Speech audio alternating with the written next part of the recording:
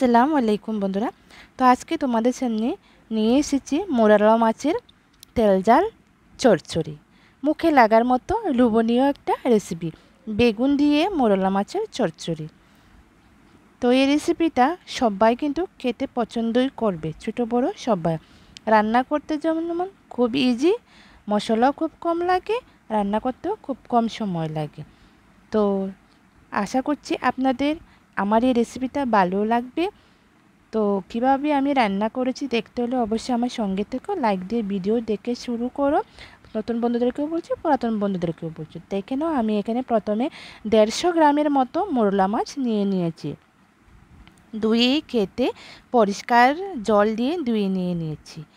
তো ভালো করে পরিষ্কার গলে কানকাগুলি খেতে নিয়েছি। খাতার পর সুন্দর করে ধুয়ে রেখেছি।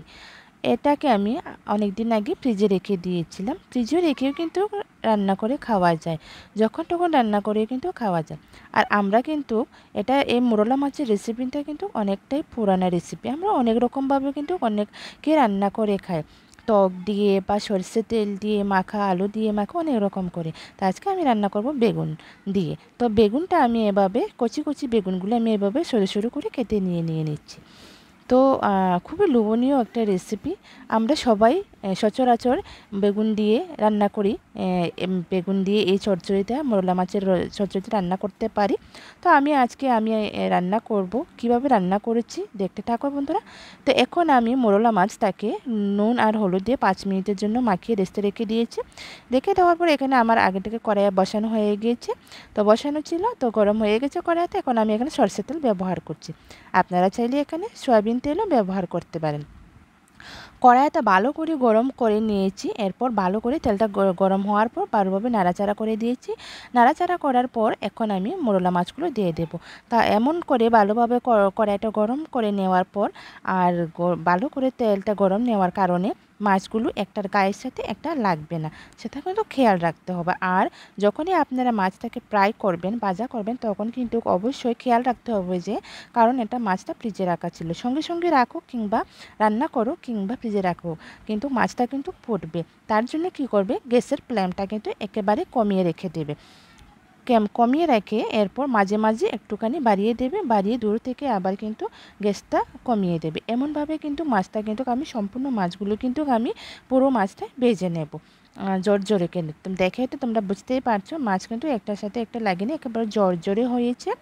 তো এভাবে আমার মাছগুলো এক পিঠ থেকে এক পিঠ এভাবে উল্টিয়ে দেওয়ার পর ভালো করে ভাজা করে নিয়েছি।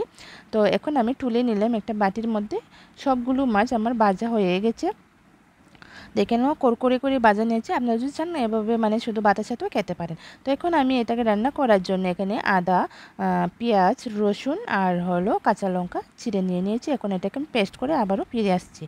তো পেস্ট করা আমার হয়ে গেছে সম্পূর্ণটা। এখন আমি এটা রান্না করার জন্য এখানে একটা মিডিয়াম সাইজের একটা টমেটো নিয়ে নিয়েছি আর একটা মিডিয়াম সাইজের পেঁয়াজ কুচিয়ে নিয়েছি।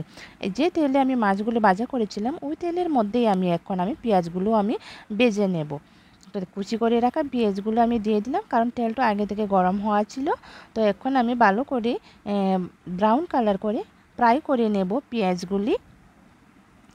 তো যতক্ষণ না পেঁয়াজগুলো ব্রাউন কালার হচ্ছে ততক্ষণ কিন্তু আমি ভালোভাবে নাড়াচাড়া করে পেঁয়াজটাকে ভেজে নেব। এখন আমি টমেটোটা দিয়ে দেব। পেঁয়াজটা আমার ব্রাউন কালার হয়ে গেছে, ভাজা হয়ে গেছে। এখন আমি টুকরো টুকরো করে কিউব করে কেটে রাখা টমেটোগুলো দিয়ে দিলাম।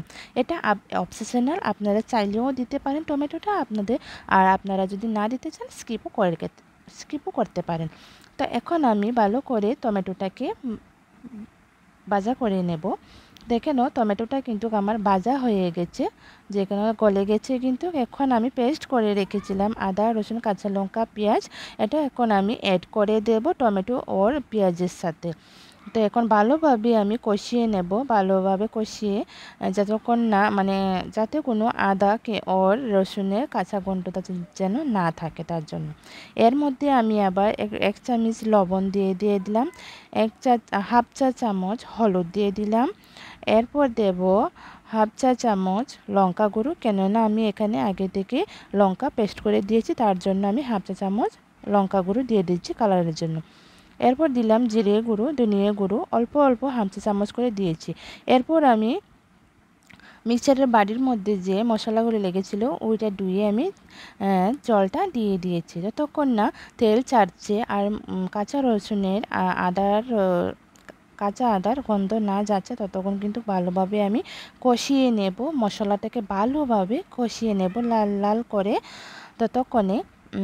যতক্ষণ না তেল ছাড়ছে আলাদা তেল ততক্ষণ কিন্তু আমি ভাজা করতে থাকবো ভালোভাবে নাড়াচাড়া করে। প্রায় 5-6 মিনিটের মতো কিন্তু আমি মশলাটাকে কষিয়ে নেব। কষিয়ে নেওয়ার পর আমি তেল ছাড়তে শুরু করে দিয়েছে। দেখে না কত সুন্দর কালার হয়ে গেছে। তেল ছাড়তে শুরু করে দিয়েছে, মশলাটা কষানো হয়ে গেছে, ভাজা হয়ে গেছে। তো এখন আমি ধুয়ে রাখা বেগুনগুলো দিয়ে দিলাম। তো দেখে নাও ধুয়ে রাখা বেগুনগুলো আমি দিয়ে দিয়েছি। এখন ভালোভাবে সুন্দর করে কষিয়ে নেব, মশলার সাথে মিক্সড করে নেব সুন্দরভাবে, যাতে যত কষাবেন আপনারা তরকারি কিন্তু ততই খেতে কিন্তু খুবই ভালো লাগে। আপনারা অনেক রকম করে কিন্তু মরলা মাছ খেয়েছেন। একবার হলো এভাবে বেগুন দিয়ে মরলা মাছ জাল করে রেসিপিটা একবার রান্না করে দেখবেন, আশা করছি ভালোই লাগবে। তো এখন আমি ঢাকা দিয়ে দেব 5 মিনিটের জন্য। তো 5 মিনিট পর আমি আবার ফিরে এলাম। দেখে নাও মোটামুটি কিন্তু আমার বেগুনটা কিন্তু নরম নরম হয়ে আসছে। তো আপনারা কিন্তু ভাববেন যে বেগুনটা একেবারে গলে যাবে, ভেঙে যাবে না, একদমই না। এটাকে আলটু আলটু করে নাড়াচাড়া করতে হবে। নাড়াচাড়া করার সময় সেটা খেয়াল রাখতে হবে। আর চুলার গ্যাসের ফ্লেমটা কিন্তু আগুনটা কিন্তু একেবারে কম রাখবেন, বাড়ানো যাবে না, যাতে করে ভালোভাবে বেগুনটাও সেদ্ধ হয়ে যায়, ভালোভাবে কষানো হয়। সেটা কিন্তু খেয়াল রাখতে হবে যাতে না পোড়া লাগে যায়। তো একেবারে কিন্তু বেগুনটাও কিন্তু জড়জড়ে। তো আমার কিন্তু বেগুনটা কষানো হয়ে গেছে। এখন আমি জল দিয়ে দিলাম, ঠান্ডা জল ব্যবহার করছি আমি এখানে। আপনারা চাইলে কিন্তু এখানে গরম জলও ব্যবহার করতে পারেন। তো আমি এটাকে 5-7 মিনিটের মতন হতে দেব। যতক্ষণ ফুটতে শুরু করবে তখনই আমি মাছগুলো ভেজে রাখা মরলা মাছগুলো কিন্তু দেব। তো ঝোলটা আমি দিয়ে দিলাম। আমি বেশি একটা ঝোল দেব না, ঠকঠকে করে রেখে দেব।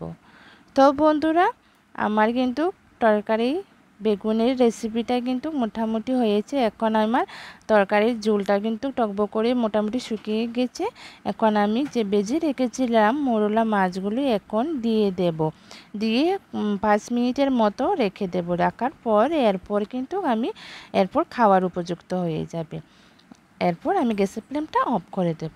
তো বন্ধুরা, তোমরা যে যেখান থেকে দেখছো, নতুন বন্ধুদেরকেও জানাই অনেক অনেক ভালোবাসা, পুরাতন বন্ধুদেরকেও জানাই অনেক অনেক ভালোবাসা।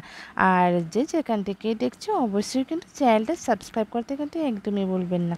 আর যারা দেখতে দেখতে লাইক দিতে ভুলে গেছো অবশ্যই লাইক দিয়ে দাও, আর একটা শেয়ার করে দিও, আর কমেন্ট করে জানিও কেমন হয়েছে আমার এই বেগুন দিয়ে মরলা মাছের রেসিপিটা ওর চচ্চড়িটা।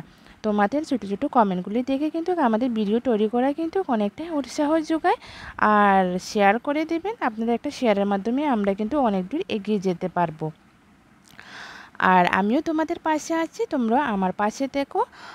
আর অবশ্যই কিন্তু কমেন্ট করে দিও, লাইক করে দিও, শেয়ার করে দিও। সকলকে অনেক অনেক ধন্যবাদ এতক্ষণ মূল্যবান সময় দিয়ে আমার এই ভিডিওটা, আমার রেসিপিটা দেখার জন্য।